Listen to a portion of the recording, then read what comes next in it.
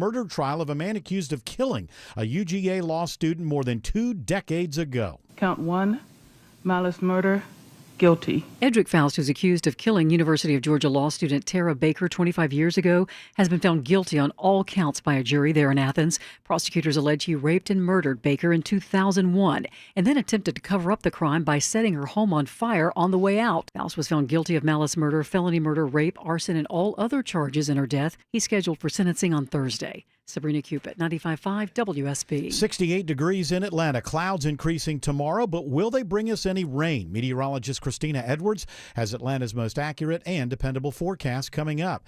Appalachia High School students give emotional testimony today at the trial for the father of the accused school shooter. There was a kid standing there with a gun. He had gloves on that were yellow with a scope on it. When the first bang went off, I remember my teacher falling to the floor. There was blood and seemingly a hole in my wrist. Colin Gray faces 29 counts, including second-degree murder. His teenage son is accused of killing 4 people during the school shooting in September of 2024.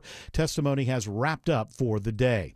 Reaction is pouring in from Georgia politicians today after the death of civil rights icon Jesse Jackson. U.S. Senator Raphael Warnock remembers watching Jackson's rise to become a force in American politics in the 1980s. Here I was, a kid growing up in public housing, and I got to witness this black man running for president. He says Jackson's candidacy showed him what's possible and created a path for him to be elected to the U.S. Senate. Today we mourn his loss, but there's a way in which his voice will never be silenced. Warnock believes Jackson's legacy of advocating for change lives on. In Atlanta, Jonathan O'Brien, 95.5 WSB. Gwinnett County police are trying to find the hit-and-run driver who hit a teenager on a scooter. A small, possibly gray SUV went to pass around them and then came back over into the lane and hit this young boy that was on the scooter. Corporal Ryan Winderweedle with Gwinnett Police says it happened last Wednesday on Hog Mountain Road near Silvercrest Way.